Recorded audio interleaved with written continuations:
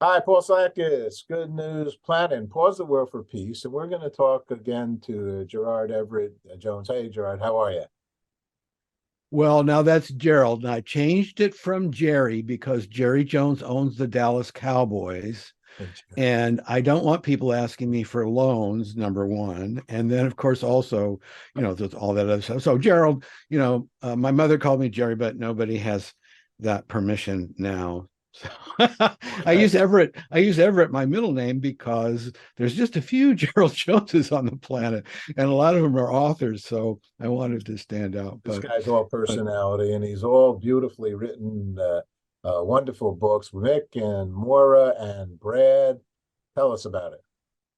well, this is a love triangle. It's a romantic comedy, and one of the things that I'd been looking at is, I'd done a coming of age series, Rollo Hemphill series, that was kind of about young men chasing skirts, if you will, back in a time when you could even talk about that. But I wondered about, and actually it happened from watching pre-code Hollywood movies. I was watching like these scripts that Billy Wilder had written for Ernst Lubitsch, and I was looking at George Cukor. I mean, even this was a little bit later than Code, but Philadelphia Story and Adam's Rib, and one of the things that struck me about that was that during that era, the battle of the sexes was so verbal and so witty, and it wasn't about predation. It wasn't about Me Too. It wasn't about, you know, James Bond backing somebody into a corner. And, I mean, let's face it, James Bond's a rapist. That's like so yesterday. But I wanted to get to this core of what happens when the participants are equally matched, equally witty, and the women are just as aggressive as the men, and then you got a love triangle, and the third character I put in the love triangle is okay, wait for it, the billionaire boyfriend, which is in what every other romantic comic book being written. But I wanted to do a commentary on, I have this billionaire boyfriend being more fond of dogs than he is of women. Oh my God. Get right down to it. And Mick is the somewhat seasoned Hollywood agent, somewhat cynical guy, but very clever. But his office is entirely surrounded by glass, so that he's got transparency. He can't make a move on anybody. Everybody, this is the new Hollywood. Everybody has to be able to see in. And so then I've got Moira, this lovely. Well, she's got a kind of a an undefined ethnicity in that she's French Moroccan. So she's got kind of cappuccino skin. Nobody knows quite whether, are you Hispanic or you're Arabic. But the thing is that she's like this really sharp criminal defense attorney. But the thing is that she was trained in opera, and somebody hears her singing in the shower, and the next thing you know, she's hooking up with Mick, and Mick's saying, I'm in a difficult spot because my pop music star, canceled for a concert in Berlin. By the way, that's a stadium that fills 18,000 people. I need somebody to go on. Are you stupid enough to do this? And so there's a lot of what you'd call inside baseball with show business, because I mean, I'm over here, and as you've been in Hollywood, living in a culture that is really very strange. It's got its own language. And one of the things that struck me about this, and it's part of the engine of comedy, is what movies really do, what pop music really does, is it sells emotion. It's just really, emotion's the product. And people, directors and producers will tell you, when the movie's over, when the concert's done, the the fans are never going to remember a word you said, but they're going to remember what the emotion was that conveyed them. And and one of the things I wanted to get to is the difference between that, which certainly novelists, this comes across in books. I mean, certainly you've got to have an emotion. You've got to be portraying these. We've got love, hate struggles. We've got rivalries, jealousy, competition, all that stuff. But in Hollywood, the star is a product, and it's even more true today than it's ever been. Okay, so a pop, we're coming up on the Grammy Awards, February 5th. Okay, a pop singer is a brand. That is a combination of a genre, a style, a persona, and that person, if you were to meet them in the grocery store, as sometimes I do, you might not recognize them. They used to talk about Art Carney. Now this is like going way back. They used to talk about the time that Art Carney got on Johnny Carson, and it was just a real flop because the guy in person was just a dud. He had to have material, he had to bring some character from himself. And I think that's true of performers. And I think also, flash forward to post Me Too, that's true of ourselves in relationships. And the psychiatrist will tell you, our personalities are a set of masks. We pick up whatever's appropriate for the situation. We think, the mask we wear in the job interview is not the same that we might wear in the bedroom, but that might be the mask that we wear to the first meetup. But maybe fine-tuned because no tie, maybe less, a little bit more chest hair. I don't know. You got a lot of good thinking here. I like your thinking.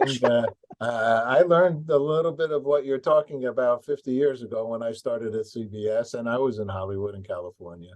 And then, or in the show business world, the sets fall down, the makeup comes off, and in essence, the person's just like a regular Joe. Right. And for many, and some are still on the set, on the stage, even though they're in the room. Well, and what can go wrong will go wrong in some ways. I was just stunned. I recently watched the live screening of Elton John's last concert at Dodger Stadium, and the technical accomplishment to achieve 3 hours of continuous live show with videos flashing, fireworks going off, the dancers making their cues, the lighting hitting the star just right when she walks on the stage. This really is amazing, and I have the Myra character rehearsing. Takes her about 9 weeks leading up to this stepping on stage for this absent star, and the agency just needs somebody to step on the stage.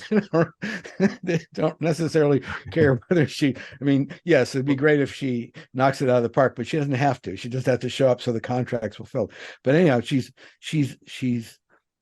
hyper aware of the things that could go wrong that are out of her control. I mean, she could just step off the edge of the stage if she's not looking, and one of the things they do, I patterned her show after Cher's farewell tour, which I really studied very closely.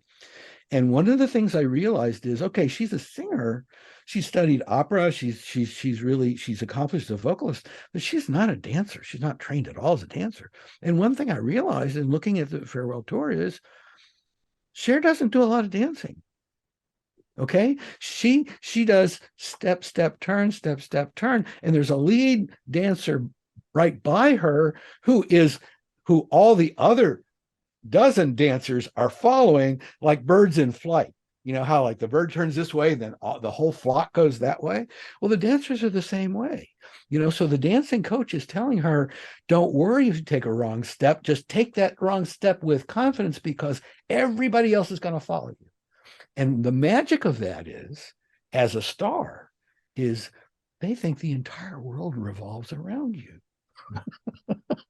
I did the Sonny and Cher show in television. So they were very nice. both very nice. In fact, I even when I had hair, I went to John Cole. I went to her beautician in Beverly Hills, I remember. Uh, and they did the movie Shampoo based on this guy. In any case, Oh my, yeah, I'd heard.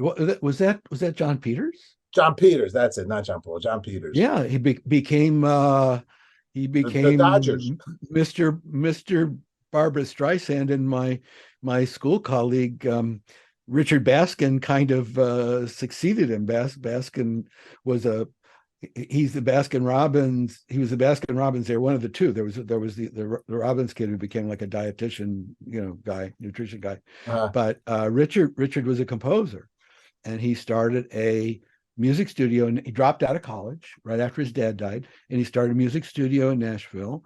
And next thing you know, he'd done a huge music score for Robert Altman, and suddenly he's Barbara Streisand's best friend. So doesn't hurt to do that. She's a real winner. Tell me, what do we learn from Mick and Moira and Brad? What are some of the things? What are we going well, to learn? one of the things I think we learn is that, as before, the woman gets to make all the decisions. Okay. Now, Mick as an agent is trying to manipulate her as a star, as build her as a brand. Brad Davenport, the hedge fund manager, is saying he's wondering, well, how is she going to look at on my arm at celebrity balls, and will my clients think that I'm dabbling too much in the arts and I'm unreliable because I'm dealing with these left coasters. But I mean, she's in this. If you look back at some of the classic movies, the woman her fortunes and her decisions may have to do with what the man is doing. It's like, okay, she's performing in the movie, on a stage, but every time her boyfriend shows up, she kind of trips.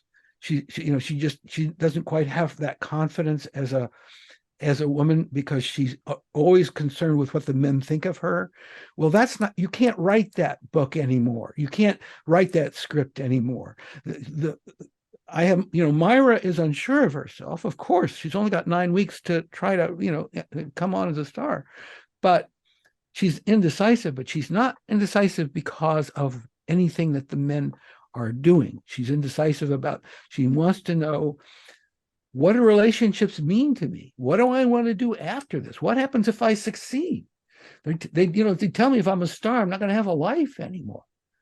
Okay, I was successful as an attorney, but I didn't really like defending some of those people who really done some things that kind of bad. But then again, I got a social conscience.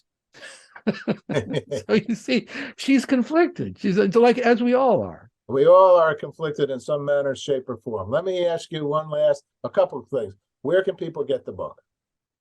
GeraldEverettJones.com is my website, and there are review copies of some of my other books there. You can see my entire book list. There's like 13 books, 13 novels. And then also that link will take you, or you can go directly to Amazon, and you can find Kindle ebook, and you can find paperback. And if you don't want to get sand on your ebook reader when you go to the beach, then take a paperback. And it's not a long read.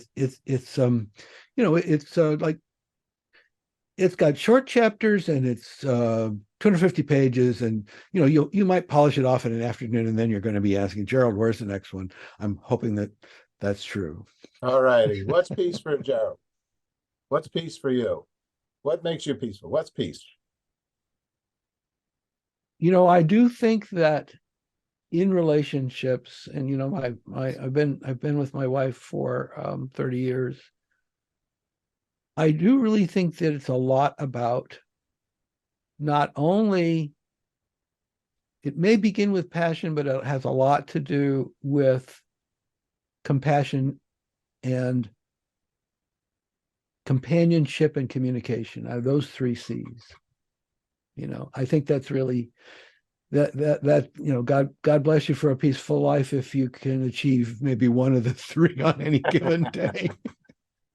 I agree with you entirely on the C's. All right, my friend. Thank you. All the best. As usual, always an honor, pleasure to get a couple moments to speak with you. Thank you. Gentleman and a scholar, Paul. I thank you. Thank you.